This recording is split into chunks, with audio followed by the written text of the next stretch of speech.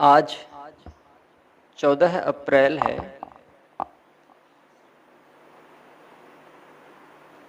Doctor Bhimrao Ambedkar का जन्म दिवस है। आज उनकी जयंती है।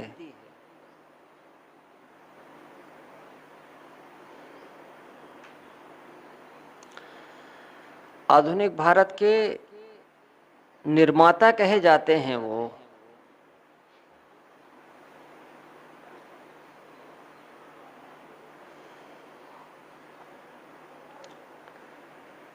आज डॉक्टर अंबेडकर पर ही थोड़ी चर्चा होगी।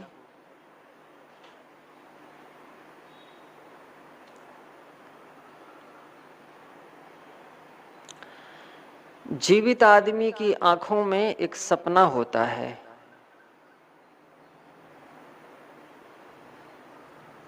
वो जब सोया रहता है तो भी उसकी आंखों में एक सपना तैरता रहता है, झिलमिलाता रहता है। और जब वो उठता है तो अपने सपनों को पूरा करने में लग जाता है।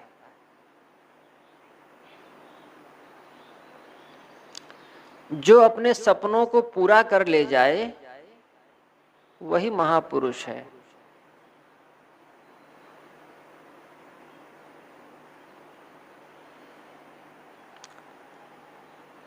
अंबेडकर ने कुछ सपने देखे थे हिंदुस्तान के लिए और उनका पूरा जीवन उन सपनों को पूरा करने में लग गया।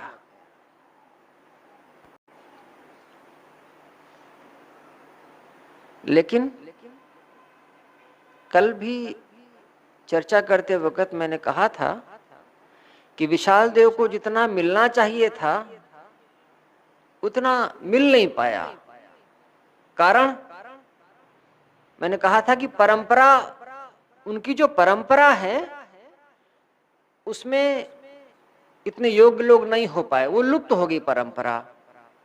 अंबेडकर का नाम उनके जाने के बाद ज्यादा फैला। आपको जानकर आश्चर्य होगा, 1952 में हिंदुस्तान में पहली बार चुनाव हुए।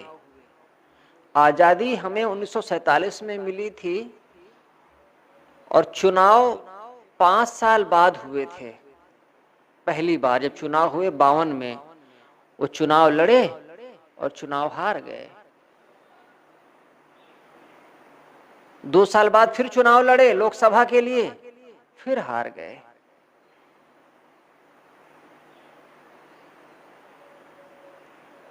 इस देश की जनता को बेवकूफ बनाना बहुत आसान है। अंबेडकर ये बेवकूफ बनाने वाला काम नहीं कर पाते थे, इसलिए चुनाव हार गए। 2 चुनाव हारे। जिनके पास कुछ नहीं है वो भी लगातार 7 बार और 8 बार चुनाव जीतते हैं हिंदुस्तान में, जिन्होंने कुछ नहीं किया। और वो आदमी एक चुनाव नहीं जीत पाया था। जब वो चले गए, उनका शरीर छूट गया, तब लोगों के मन में अकुलाहट हुई। ओह ओह ओह, हमने कैसा हीरा खो दिया। और अब गांव में और देहातों में भी उसकी मूर्तियां लगाते हैं। उसका जो नीला कोट है वो उनकी पहचान है। अंबेडकर कहा करते थे, जब मैं आसमान को देखता हूं नीला नीला तो मेरा मन आह्लादित हो जाता है। वहां कोई भेदभाव नहीं, वहां कोई बंटवारा नहीं। नीला रंग मेरे मन का रंग है, ये आकाश का रंग है, ये दरिया का रंग है।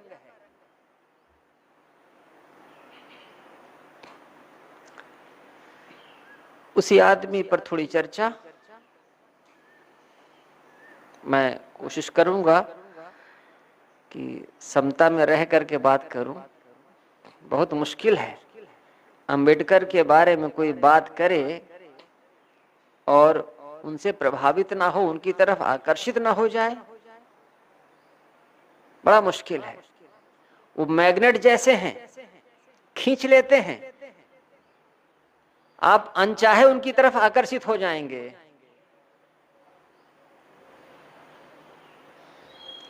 वो जाति के महार थे। महार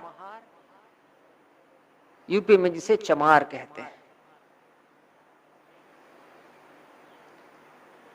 महाराष्ट्र के थे, उनके बाबा सेना में थे और उनके पिता भी बाद में सेना में हुए। तो उनकी शिक्षा दीक्षा, उनकी परवरिश हो सकी।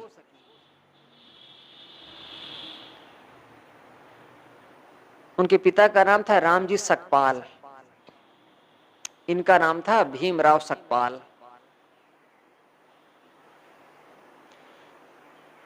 इनके पिता के 14 बच्चे थे, एक क्रिकेट टीम प्लस 3 एक्स्ट्रा, और ये 14वें नंबर के थे।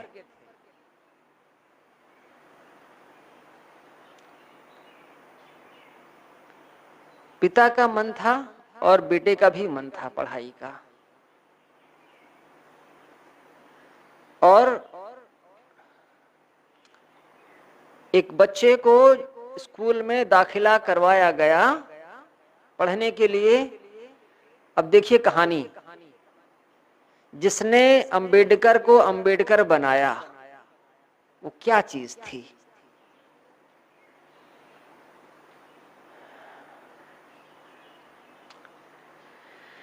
एक छोटा बच्चा जब विद्यालय पढ़ने जाता है तो अपने साथ अपनी टाट पट्टी लेकर के जाता है, और कक्षा में जहां कोई नहीं बैठता उस कोने में उसको बैठाया जाता है, क्योंकि वो जाति का महार है। इसलिए पानी पीने का एक घड़ा है जिसमें सब बच्चे पानी पीते हैं, वो नहीं पी सकता है, वो छू लेगा तो हिंदुओं का धर्म नष्ट हो जाएगा। तो उसके लिए एक दूसरा घड़ा रखा जाता है, और कभी कभी घड़े में पानी भरने वाला नहीं आता है तो बच्चा प्यासा ही रहेगा।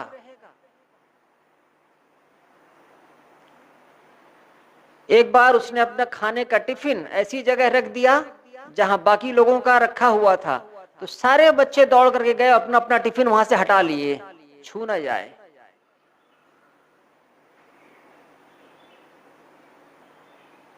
पढ़ने में होशियार, तो वो चाहते थे, पहले एक नियम था कि अपनी भाषा के साथ साथ एक दूसरी भाषा भी सीखी जाए।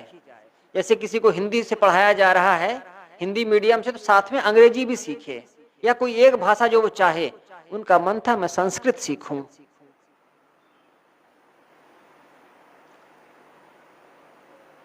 विश्व स्कूल में मीटिंग हुई मास्टरों की, उन्होंने कहा भाई तुम अगर संस्कृत सीखोगे तो ये हिंदू धर्म का अपमान होगा।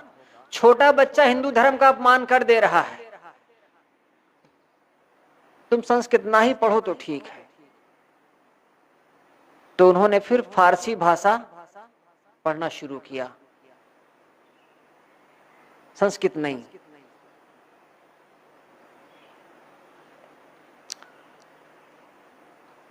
यहां से उस आदमी ने अपनी यात्रा शुरू की, और गुरुजी ने संसार के महापुरुष में उनके बारे में लिखा है कि कैसे कैसे अपमान से उन्हें गुजरना पड़ा है। बेइज्जती बहुत जरूरी है।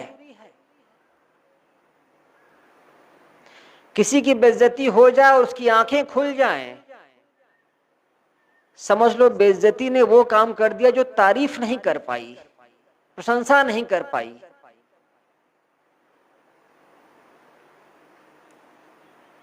महाराष्ट्र में थे, उनके पिता की नौकरी कहीं और थी। अंबेडकर और उनके बड़े भाई स्टेशन से, रेलवे स्टेशन से उतरे और एक इक्का घोड़ा गाड़ी किए और पिता से मिलने के लिए आगे।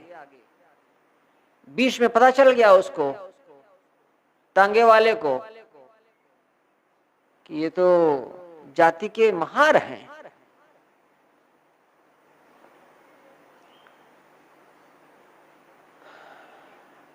बच्चों ने कहा हम डबल पैसा देंगे, डबल पैसा देंगे तुमको वहां तक ले चलने के लिए। तब वो नीचे उतर गया और हाँकते हुए ले गया।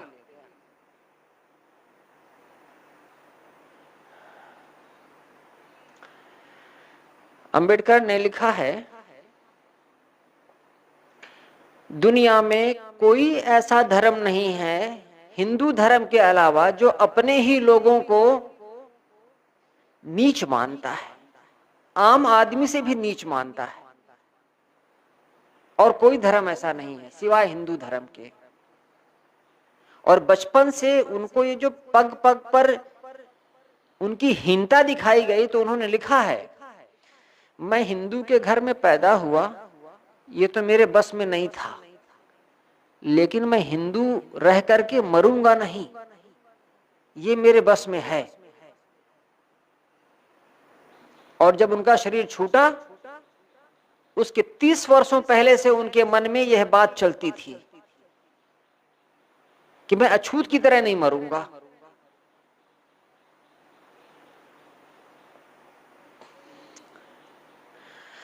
जैसी परिस्थितियां होती हैं वैसा आदमी का व्यवहार और स्वभाव हो जाता है। उनके लिए परिस्थितियां कठोर थी, आक्रामक थी, हिंसक थी, लेकिन वो आदमी का जब मैं जीवन देखता हूं तो मुझे लगता है वो शंकर महादेव थे। जहर पी करके अमृत दिया उन्होंने, विष नहीं उगला।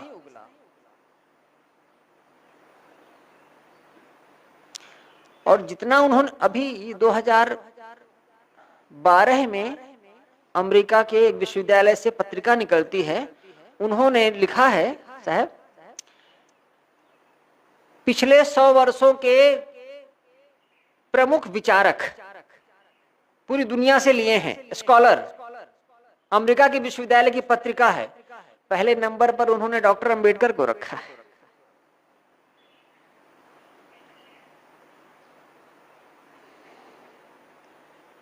और हमारे यहाँ अभी भी अंबेडकर की पहचान एक चमार के नेता के रूप में होती है, दलित नेता के रूप में होती है। इससे ज्यादा अभी तक हिंदुस्तान को समझ नहीं पाया है।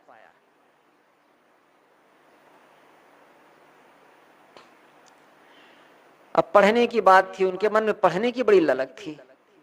वो कहा करते थे, शिक्षा शेरनी का वह दूध है जो पिएगा वो दहाड़ेगा।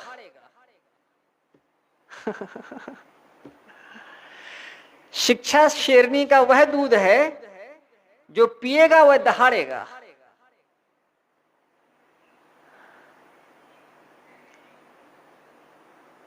बाप के पास इतने पैसे थे नहीं कि आगे पढ़ा सके, तो बड़ौदा के गायकवाड़ राजा हैं, उन्होंने रखा था कि कोई अछूत बच्चा हो, पढ़ने में होशियार हो, तो हम उसको वजीफा देंगे, वो जाए पढ़े विदेश में। 4 साल के लिए उन्होंने पैसे दिए। वो गए अमेरिका में एक विश्वविद्यालय, कोलंबिया यूनिवर्सिटी, वहां जाकर के उन्होंने पढ़ाई की। 4 बरस का था पैसा, 4 बरस तक पढ़े, फिर हिंदुस्तान वापस आ गए।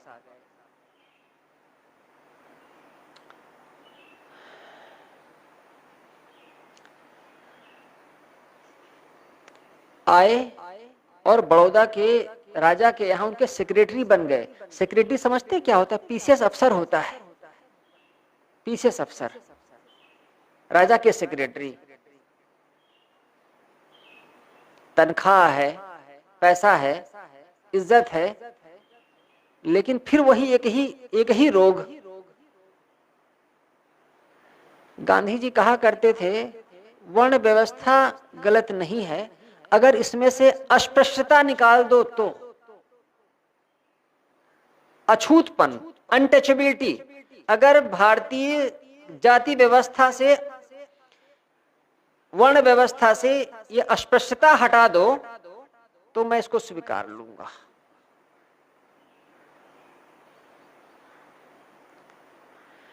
अब वो ऑफिस में काम करें तो बाबू उनके सामने फाइल फेंक दे, छुए ना उनको।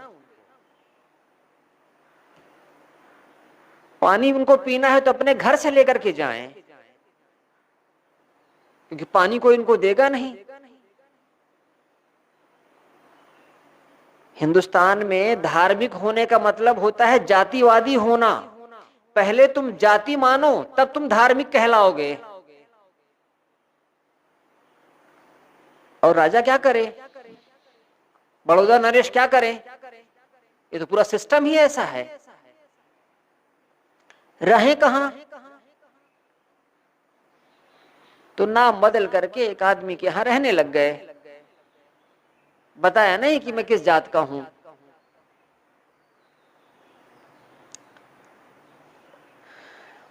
एक दिन देखे कुछ नीचे कोलाहल हो रहा है, लोग, उन्होंने खिड़की से झांका, बहुत सारे लोग लाठी और बल्लम और भाला लेकर के सब खड़े हुए हैं।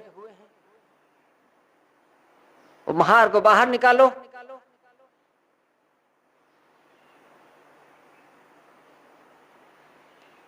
उनके मित्र किसी तरीके से पीछे के दरवाजे से उनको बाहर निकाले।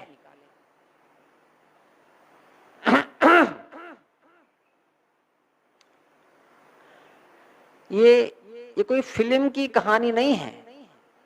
उस आदमी ने इस तरीके से चीजों को झेला। किसी दूसरे घर में रहे, शाम को एक दिन ऑफिस से आए तो देखा पूरा सामान बाहर पड़ा हुआ है। मालिक को पता चल गया कि ये महार है, रख नहीं सकता महार को मैं। रात भर वो बाहर ही बिताए।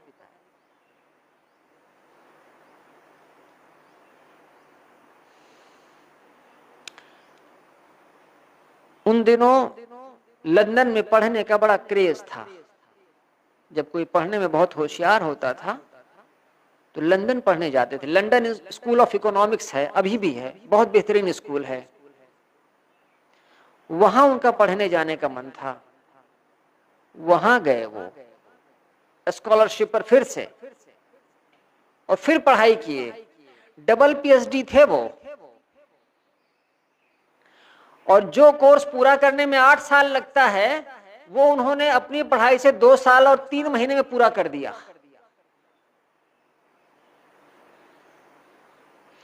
लाइब्रेरी में जब पढ़ने बैठते सुबह तो चपरासी नहीं आया होता था गेट खोलने वाला, तब वो पहुंच जाते थे।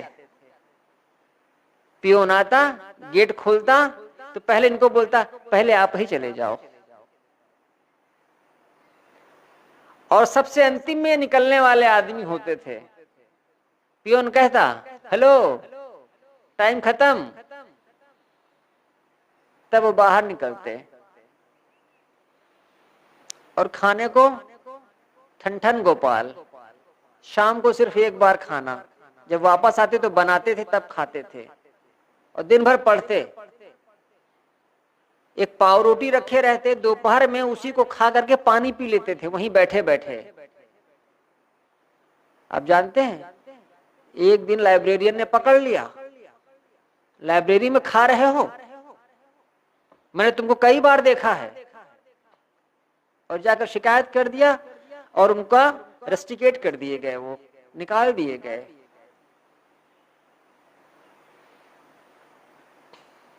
अंबेडकर अध्यक्ष से जाकर के मिले और उन्होंने कहा मेरे पास पैसे नहीं होते हैं, मैं बाहर कहां जाकर के खाऊंगा।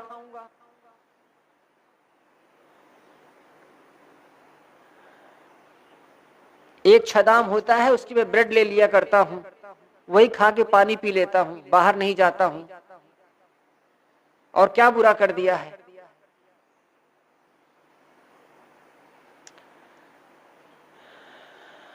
अध्यक्ष ने कहा तुम सुबह आते हो तो कुछ खाकर नहीं आते हो, दोपहर में भी कुछ नहीं खाते हो, बस वही एक ब्रेड पाव खा लेते हो गया, काम चल जाता है।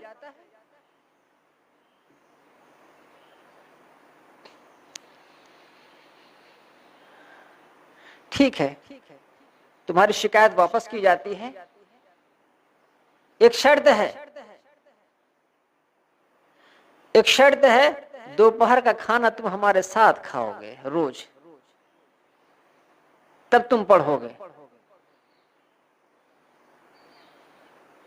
दीनहीन होना, गरीब होना, ये अंबेडकर के खून में नहीं था। गिड़गिड़ाना, जी हजूरी करना, ये उनके खून में ही नहीं था, सीखा ही नहीं था उन्होंने।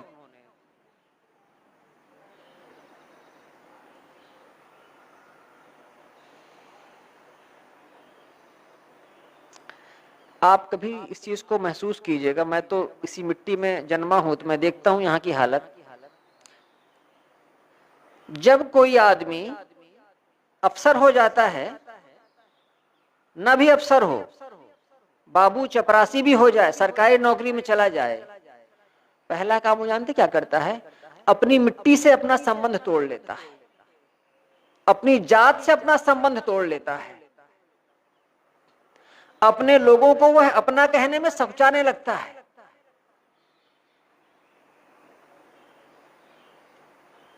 रिजर्वेशन से फायदा हुआ है, सरकार रिजर्वेशन देती है, नौकरी में आरक्षण देती है, आरक्षण का फायदा हुआ है।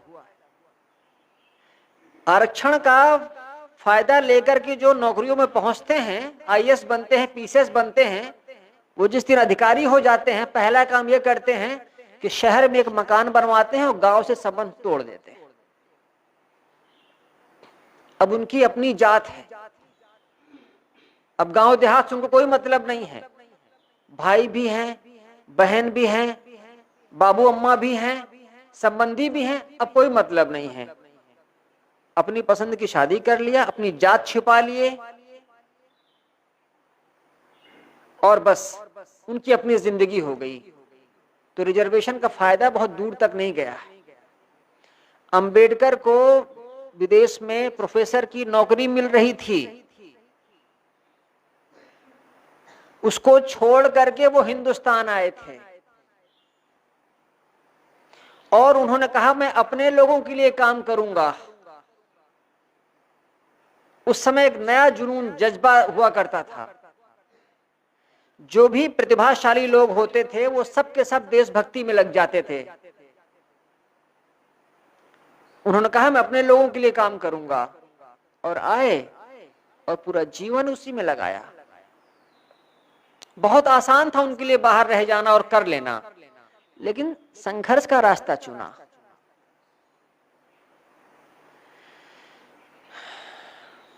ये जो बेइज्जती है, ये जो अपमान है, ये वास्तव में दवा जैसे है। हमारे गुरुजी की कितनी पुस्तकें हैं,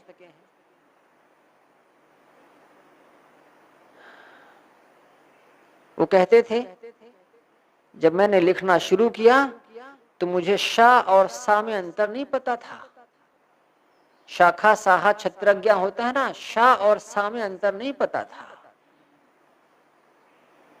और बात क्या हुई, कभी किसी ने व्यंग्य कसा कि बड़हरा समाज के पास तो अपना एक पर्चा भी नहीं है। बड़हरा कबीर समाज के पास तो अपना एक पर्चा नहीं है जो इन्होंने छापा हो, लिखा हो। शायद ये बात चुभ गई होगी और फिर इतने पर्चे छप गए, गुरु जी इतनी पुस्तकें छप गई, मुझे ही नहीं पता है कितनी छपती रहती हैं।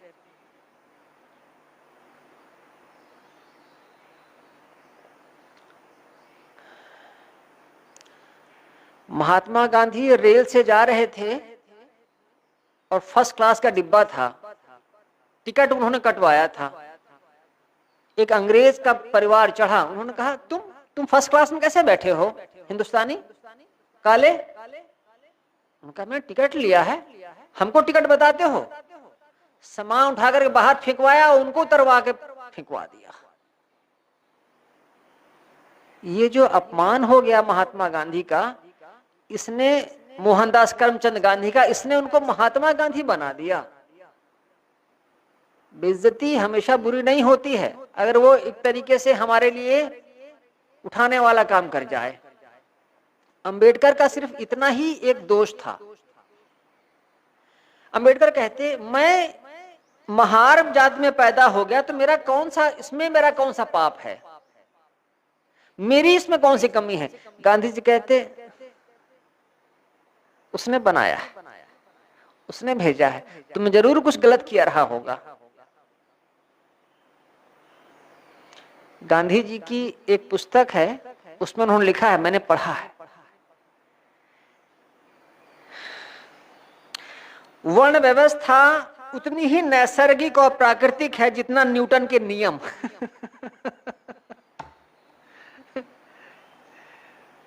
न्यूटन के विज्ञान के जितने नियम हैं, गुरुत्वाकर्षण का नियम, वो जितना प्राकृतिक है, नैसर्गिक है, उतना ही वर्ण व्यवस्था का नियम है। ये गांधी जी के शब्द हैं। अंबेडकर कहते मिस्टर गांधी मैं ये बात नहीं मानता, वो बापू बापू नहीं कहते थे।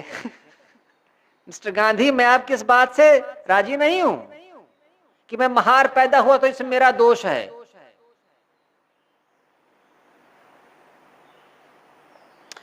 पूरी जद्दोजहद, पूरी लड़ाई उसकी, उस आदमी की सिर्फ इसीलिए थी। और ये जो लड़ाई चली, वो कहते थे हिंदुस्तान के बारे में सोचना हो और मुझे अपने जीवन के बारे में सोचना हो, मैं हिंदुस्तान को चुनूंगा, अपने जीवन को नहीं चुनूंगा। अपने स्वार्थ हो और हिंदुस्तान का स्वार्थ हो, मैं हिंदुस्तान के स्वार्थ को तरजीह दूंगा। हिंदुस्तान का स्वार्थ है कि दलितों का स्वार्थ है, मैं दलितों का स्वार्थ चुनूंगा, हिंदुस्तान बाद में आएगा। ये बात गांधी जी को खटक जाती थी। अंबेडकर कहते थे इस देश में दलितों की हालत अंग्रेजों के आने से सुधरी है, अंग्रेजों के रहते ही दलितों की हालत सुधर सकती है। अगर अंग्रेज छोड़ करके चले गए तो हमारी हालत फिर वैसी हो जाएगी जैसी पहले हुआ करती थी पेशवाओं और ब्राह्मणों के जमाने में।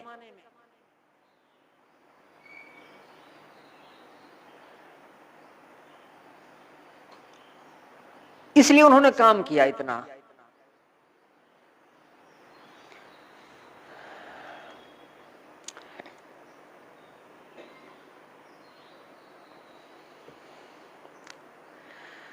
कोई कितना भी मेहनत कर ले, उसको वो चीज नहीं मिलती है जो वो चाहता है, कुछ टूटा फूटा मिलता है बस। इसी ढंग से उन्होंने काम किया, पूरा जीवन होम किया, लेकिन जो मिला वो बहुत थोड़ा मिला उनके स्तर के आदमी को। पानी पीने के लिए लड़ाई किया, कैसी कैसी चीजें अब आपसे बताएं। एक तालाब था, उस तालाब का पानी नहीं पी सकते थे नीची जात के लोग, तो अंबेडकर अपने साथ में उस गांव के सारे लोगों को लेकर के लड़ाई करने, पानी पीने के लिए गए। तो गांव के ठाकुरों ने रोक लिया, पहले खून बहेगा तब पानी मिलेगा।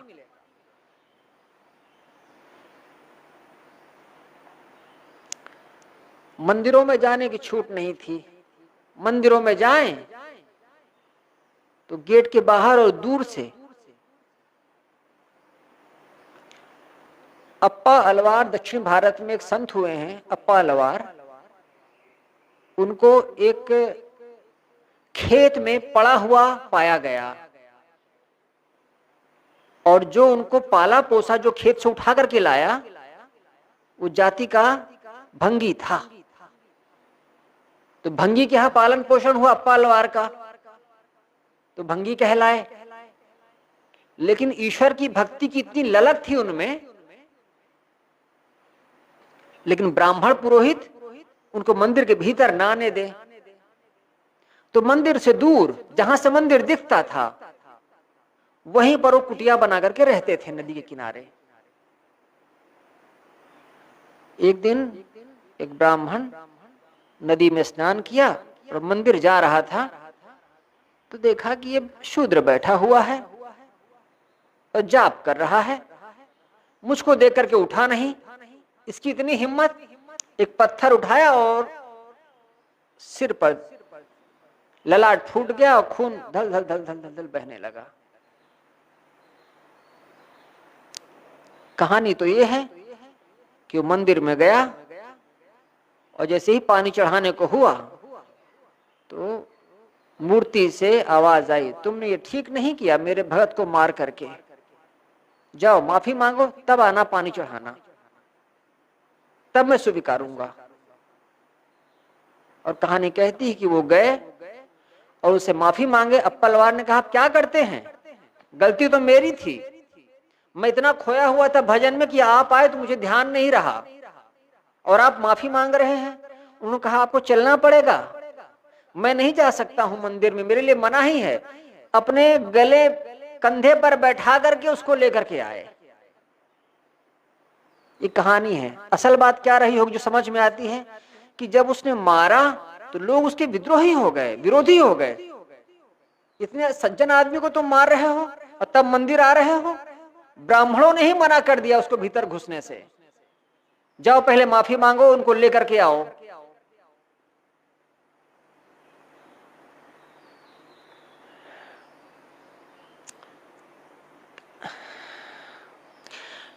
जब कोई यात्रा पर निकलता है तो किस किस मोड़ से उसको चलना पड़ता है, कितने कठिन मोड़ होते हैं, कितने कठिन पड़ाव होते हैं। इन सारे पड़ावों से होते हुए अंबेडकर गुजरे हैं। राउंड टेबल कॉन्फ्रेंस हुई लंदन में, गोलमेज सम्मेलन। गोलमेज का अर्थ होता है कोई बड़ा नहीं और कोई छोटा नहीं।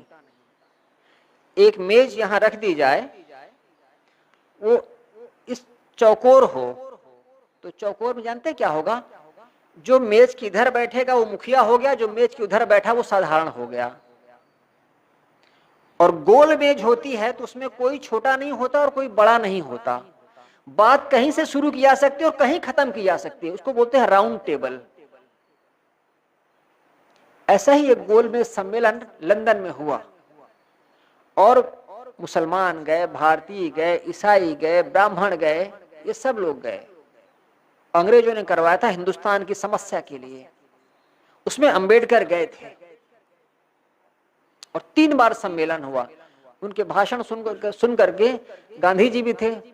उन्होंने कहा, पहले तो तुमको कभी नहीं देखा है,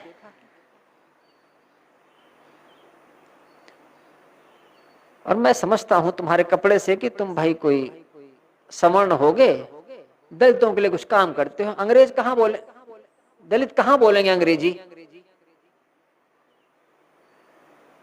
सेकेंड टाइम गए और उन्होंने गांधी जी का विरोध कर दिया, विरोध कर दिया अंबेडकर ने। तो गांधी ने कहा, जब तुम पैदा नहीं हुए थे तब से मैं ये हरिजनों के लिए काम कर रहा हूं, तुम तो नए नए हो। उन्होंने कहा, कर क्या पाए हैं, आपने नियम बनाया है कि कांग्रेसी होना है तो खादी पहनना पड़ेगा।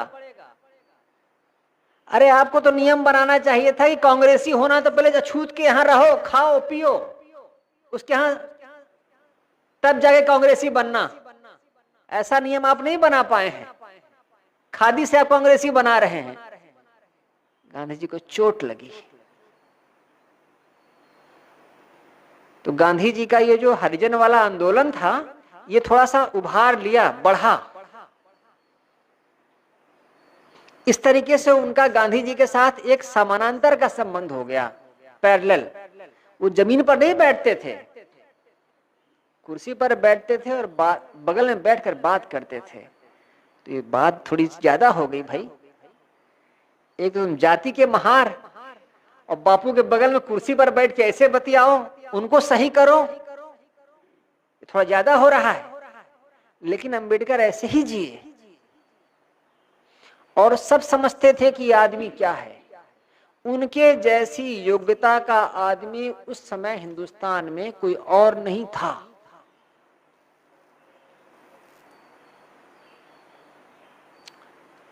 और जब देश आजाद हुआ, मैं कहानी को थोड़ा छोटा कर दूं, जब देश आजाद हुआ 1947 में, तब अंबेडकर को एक मंत्री बनाया गया। वो कांग्रेस के नहीं थे, लेकिन उनको कानून मंत्री बनाया गया। क्यों? कानून की जानकारी थी।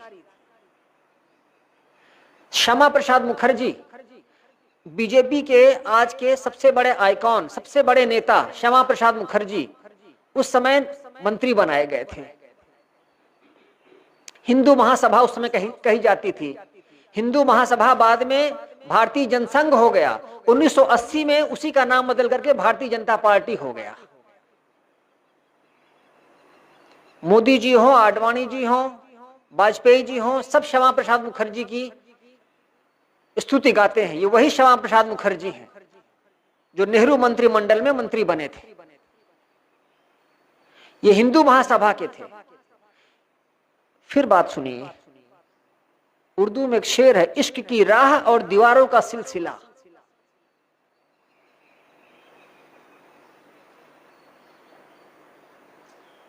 कोई किसी के प्रेम में पड़ जाए तो कितनी मुसीबतें आएंगी, कोई ठिकाना नहीं है। दीवारों का सिलसिला लगा रहेगा। अंबेडकर को मंत्री बनाया गया। कौन सा मंत्री? कानून मंत्री। और इस देश की जो पहली लोकसभा थी वो 1952 में चुनी गई, 47 में नहीं, 48 में नहीं। जो पहली जो कानून सभा चुनी गई, संविधान सभा, वही यहाँ की संविधान सभा ही यहाँ की लोकसभा थी। और उस संविधान सभा के लिए चुनाव लड़े अंबेडकर और हार गए।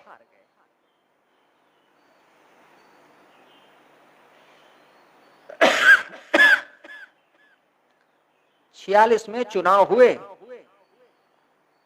संविधान सभा बनेगी देश में, वो संविधान बनाएगी, अपना आदमी चुन करके लाओ। वो चुनाव लड़े बंबई से और हार गए।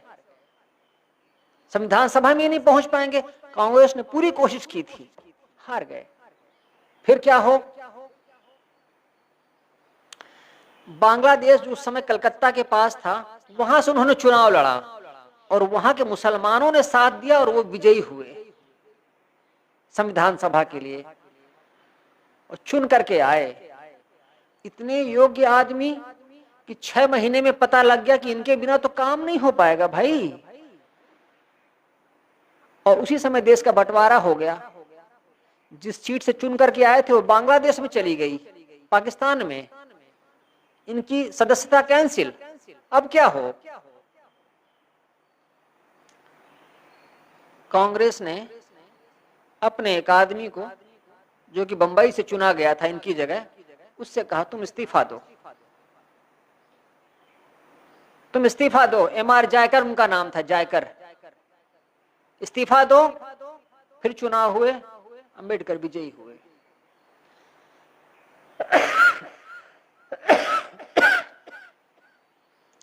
ये एक कहानी का एक हिस्सा है। संविधान एक बड़ी सभा थी, संविधान सभा, उसमें तमाम कमेटियां थी। हर कमेटी को दे दिया गया तुमको इस पर काम करना है, आपको इस पर काम करना है, आपको इस पर काम करना है। जब आप सब बना लेंगे तो वो पूरी की पूरी रिपोर्ट अंबेडकर के पास आएगी। वो देखेंगे उसमें कौन सी विसंगतियां हैं, कौन सी कमियां हैं, उनको ठीक करेंगे, तब वो एक प्रारूप संविधान का फाइनल किया जाएगा।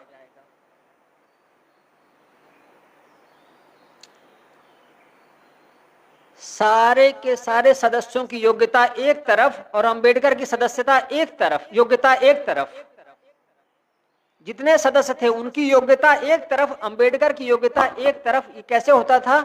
100 रुपया में 99 रुपया की अंबेडकर की योग्यता, बाकी की 1 रुपया की योग्यता सबकी मिलाकर। इसीलिए अछूत लोग कहा करते हैं कि हाँ हमारे बाबा साहब ने संविधान बनाया है, इसीलिए कहा करते हैं योगदान सबका है। लेकिन ड्राफ्ट करना, बनाना, कौन सी कमियां निकालना है। जब उनको कहा गया कि आप संविधान सभा की ड्राफ्टिंग कमेटी के चेयरमैन होंगे, तो 60 देशों के संविधान उन्होंने पढ़े, 60 देशों के कानून उन्होंने पढ़े। अंग्रेज कहते थे हमारे 2 अंग्रेजों को ले लो, वो तुम्हारा संविधान बना देंगे। है ही क्या तुम्हारे पास? नंगे अशिक्षितों की भीड़ है और क्या है। कौन बनाएगा? हमको पैसे दे देना, हम बना देंगे 2 साल में। भारत सरकार ने कहा नहीं, ये संविधान हमारे लिए बनना है, हम बनाएंगे, हमारे लोग बनाएंगे। अंबेडकर जुटे, 60 देशों के संविधान उन्होंने पढ़े थे, तब जाकर के हिंदुस्तान का ये लचीला संविधान बना। अंग्रेज हंसते थे, ये सब फालतू की बात है, अभी 1-2 साल में सब व्यर्थ हो जाएगा, अभी भी चल रहा है।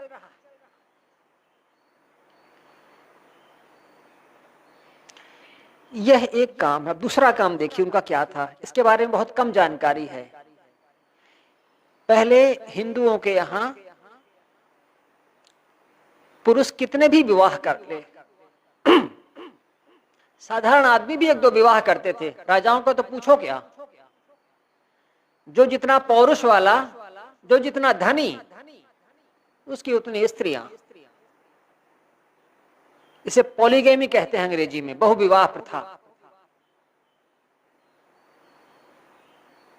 अंबेडकर ने कहा एक आदमी के लिए 1 स्त्री बहुत है, पर्याप्त है।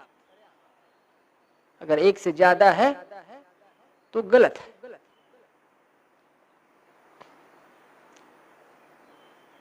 और अगर किसी पुरुष ने 2 शादियां कर ली, जैसे कि मुसलमानों में है, और पहले वाली स्त्री नहीं रहना चाहती पति के साथ, उसको मेंटेनेंस मिलेगा, भत्ता मिलेगा।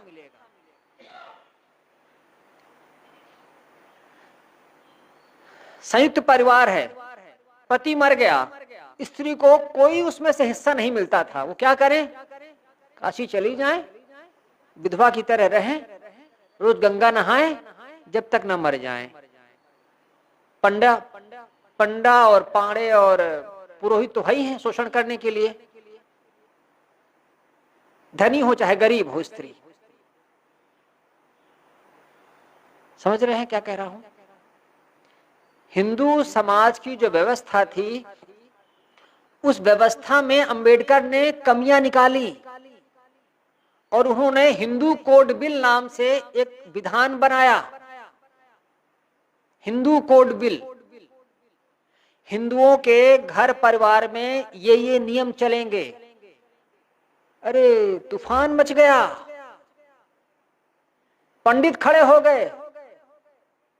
धर्म के क्षेत्र में ऐसा हस्तक्षेप तो अंग्रेज नहीं कर पाए, तुम कर रहे हो। स्त्रियां मौन चुप, न उनके पास शिक्षा, न उनके पास संपत्ति, न उनके पास जुबान, वो क्या बोलेंगी?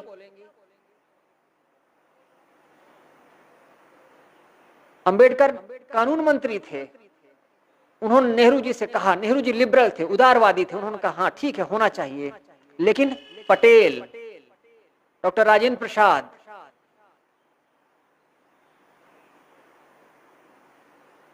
इलाहाबाद में लेखक नेता हुए हैं पुरुषोत्तम दास टंडन, पीडी टंडन, वो ये सब खो खो खो खो करने लग गए।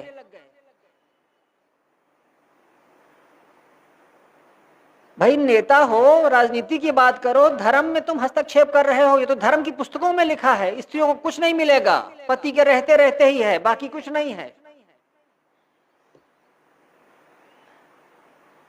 अंबेडकर ने कहा, पीडी टंडन उस समय कांग्रेस के अध्यक्ष हुआ करते थे, नेहरू जी प्रधानमंत्री हुआ करते थे। प्रधानमंत्री एक तरफ, अध्यक्ष एक तरफ, दोनों ठन जाए, नेहरू जी चुप हो जाएं, पारित नहीं कर पाए। अंबेडकर ने लिखा, नेहरू जी मुझे अपना मंत्री नहीं समझते हैं, मुझे अपना पीए समझते हैं, नौकर, मैं नहीं रहूंगा मंत्री, इस्तीफा दे दिया। नेहरू जी ने कहा, मेरी स्थिति तो समझो, मेरे सारे साथी इसके विरोध में हैं और अभी चुनाव नहीं हुआ है, अभी चुनाव नहीं हुआ है, तब उन्होंने सभाओं में जाकर के बोलना शुरू किया, 1952 में चुनाव होंगे, उसमें हम हिंदू विवाह बिल पारित करेंगे, इसमें ये प्रावधान हैं, अगर आप लोगों को ठीक लगता हो तो हमको वोट देना, नहीं तो मत देना। और जानते हैं 489 सीटों में से 364 सीट पर कांग्रेस को बहुमत मिला, 364।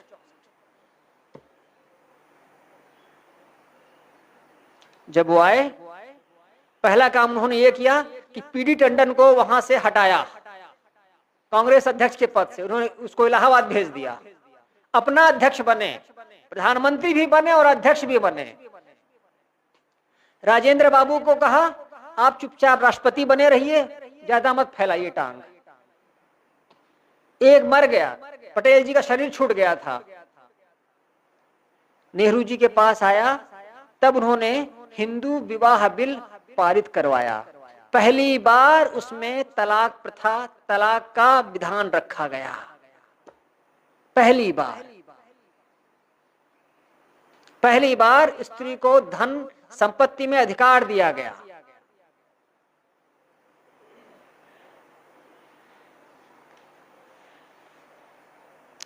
यही जिसे हम बीजेपी कहते हैं, इसके लोगों ने जाकर के दिल्ली में, संतों ने जाकर के आग लगाई थी, मरे थे कि क्या कर रहे हो कलयुग में। अगर अंबेडकर नहीं होते तो स्त्रियां आज भी घरों में बस चूल्हा चौका ही करती, कोई नौकरी नहीं कर पाती। अंबेडकर पहली बार कहे स्त्रियों को नौकरी दो, आरक्षण दो और इनको मैटरनिटी लीव दो, 6 महीने 8 महीने जच्चा बच्चा के लिए इनको छुट्टी दो, इनकी तनख्वाह देते रहो। आगे चलकर वो लेबर मिनिस्टर बने, उन्होंने कहा मजदूरों से 8 घंटे से ज्यादा किसी शर्त पर काम ना लिया जाए, 8 घंटे से ज्यादा बिल्कुल काम ना लिया जाए। कितना उस आदमी ने काम किया। आजादी एक तरीके का उनके लिए बोझ हो गई थी और वो आदमी काम करता गया। अगर वो नहीं होते तो स्त्रियां, दलित और मजदूर, उनकी दशा और खराब होती। स्त्रियों को नहीं पता है कि हमारे लिए क्या किया उन्होंने। मुसलमानों के यहाँ ये नियम लागू नहीं होते हैं, मुसलमानों की स्त्रियां आज भी रोती हैं, उनके आज भी यही चल रहा है।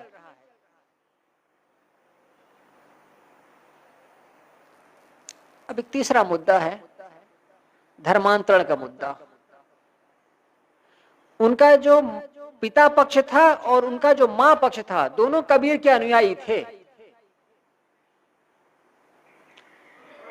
लेकिन उनके मन में ये था कि मुझे ये हिंदू धर्म से चीजों को या तो खत्म कर देना है, अछूतपना नहीं खत्म कर पाया अपने रहते रहते तो मैं ये सिस्टम ही छोड़ दूंगा, ये नाव, ये जहाज ही छोड़ दूंगा। कभी वो सोचते मैं सिख बन जाऊं, कभी सोचते मैं ईसाई बन जाऊं, कभी सोचते मुसलमान बन जाऊं। मुसलमानों के यहाँ जाएंगे तो वही भगवान को पूजना पड़ेगा, ईसाइयों के यहाँ जाएंगे तो वही ईश्वर को पूजना पड़ेगा। आदमी की जो डिग्निटी है, आदमी की जो मर्यादा है, वो किसी के यहाँ नहीं है। उनको रोशनी बुद्ध से दिखी। आदमी से बढ़ करके और कोई नहीं है, अपदीपो भाव।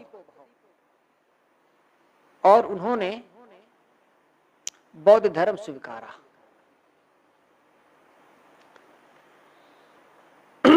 महायान, हीनयान, वज्रयान, ये बौद्धों की 3 शाखाएं हैं जो खास हैं। महायान, हीनयान, वज्रयान। उन्होंने तीनों को छोड़ा और एक नवयान चलाया, नया विधान, नया समाज, नवयान।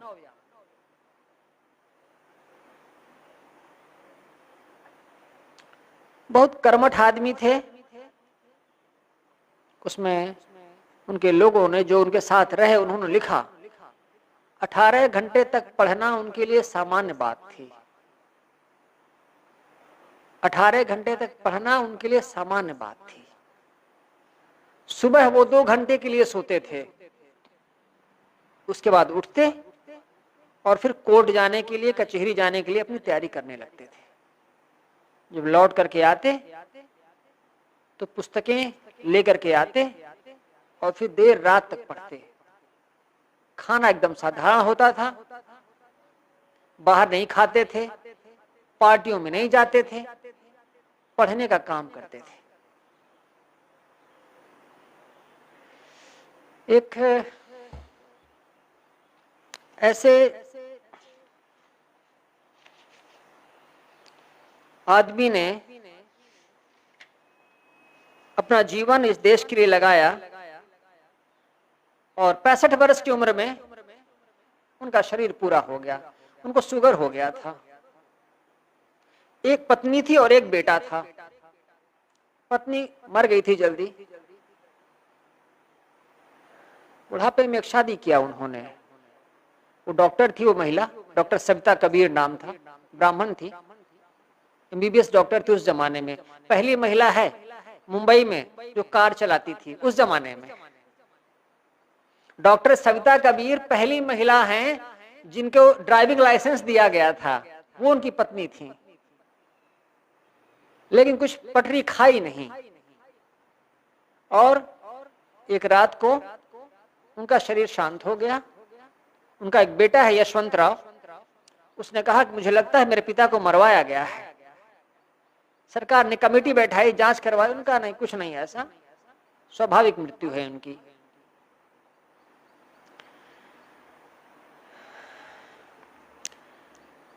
गांधी जी से कोई टकराए, इसको सुने, गांधी जी से कोई टकराए और बचा रह जाए, बहुत बड़ी बात है। नारियल किसी चट्टान से टकराए तो चट्टान का तो कुछ नहीं बिगड़ेगा, नारियल फूट कर टुकड़े टुकड़े हो जाएगा, उसका अस्तित्व मिट जाएगा। अंबेडकर गांधी से भी टकराए, ब्राह्मण व्यवस्था से भी टकराए और वो आदमी अभी जिंदा है, अभी बचा हुआ है। उनके जाने के लगभग 35 वर्षों के बाद भारत सरकार ने उनको भारत रत्न की उपाधि दी। उनके जाने के 35 वर्षों के बाद। मैं गांव में घूम रहा था, सुबह सुबह टहलने के लिए गया तो एक घर के सामने अंबेडकर की एक मूर्ति लगी हुई थी। एक दिन देखा, दूसरे दिन देखा, मैंने, एक युवक खड़ा था, प्रौढ़ व्यक्ति था, मैंने कहा ये मूर्ति अंबेडकर की लगाई आपने? बोले मेरा बेटा है उसने बना दिया है।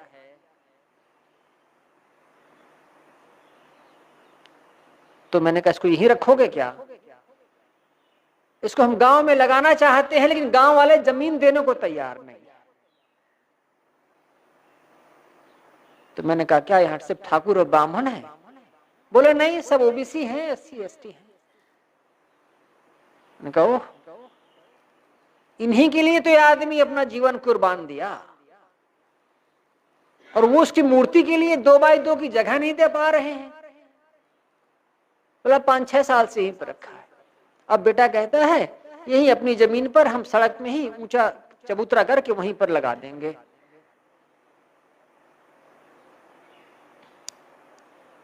मैंने तो सुना था कि मरने के बाद हिंदुस्तान में बहुत सम्मान देने लगते हैं अचानक। श्रद्धांजलि सभाओं में जाओ और जो लोग बोलते हैं जरा उसको सुनो तो आपको लगेगा ये तो महापुरुष था जो मर के चला गया। श्रद्धांजलि सभाओं से झूठी सभाएं और कहीं नहीं होती हैं। जो जो गुण नहीं होते हैं वो सारे गुण उसमें आरोपित कर दिए जाते हैं। लेकिन फिर भी उसको 2x2 की जगह नहीं दे पाए अभी आज की तारीख में। और अगर वो लोग जिद करने लग जाएं कि अंबेडकर की मूर्ति लगानी है तो बहुत सारे लोग विरोध में खड़े हो जाएंगे कि ये देखो जबरदस्ती की बात कर रहे हैं। मरने के बाद भी अब इसको स्वीकार करने में बड़ी मेहनत। इलाहाबाद हाई कोर्ट के सामने अंबेडकर की मूर्ति लगी है। इलाहाबाद हाई कोर्ट के सामने एक चौराहा है, वहीं बगल में हनुमान जी का मंदिर है और वहीं पर अंबेडकर की मूर्ति लगी हुई है। तो मैं एक बार किसी सज्जन से बता रहा था कि अंबेडकर की मूर्ति वहां काहे लगी है। मैंने कहा भाई उस देश का कानून मंत्री था, पहला कानून मंत्री, संविधान में उसकी खास भूमिका है, उसकी नहीं लगाओगे तो किसकी लगाओगे? नहीं, हमको नहीं लगता कि वहां लगी है।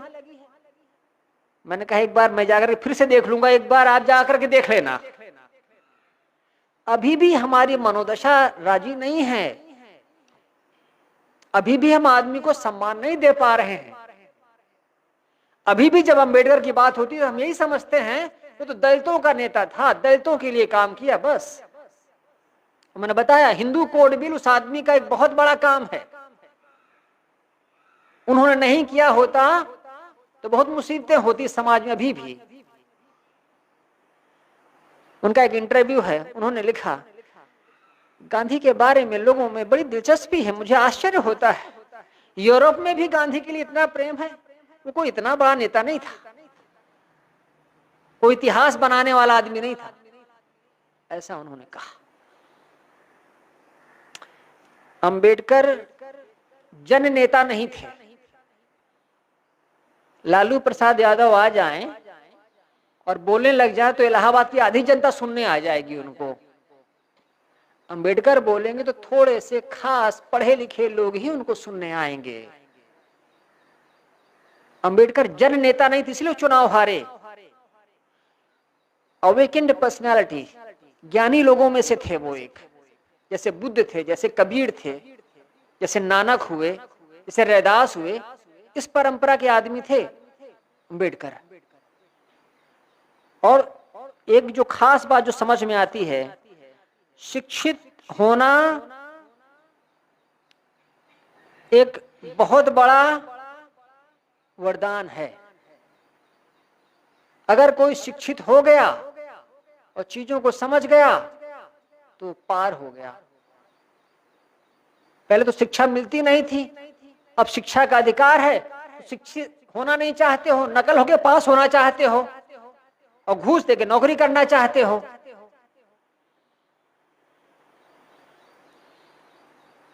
इस मनोदशा से अगर जियोगे तो ना उनको समझा जा सकता है और ना अपने जीवन को। मैंने शुरू में कहा था महापुरुष कौन होता है? जिसकी आंखों में कुछ सपने होते हैं और उन सपनों को पूरा करने का उसमें जज्बा होता है, वही महापुरुष हो जाता है। और उससे कोई सींग और पूंछ अलग से नहीं होते, ये वही एक आदमी है। आज उनकी जयंती है। मन में कुछ भाव था कि उनके बारे में कहा जाए। साहेब बंदगी साहेब। वंदन है गुरुदेव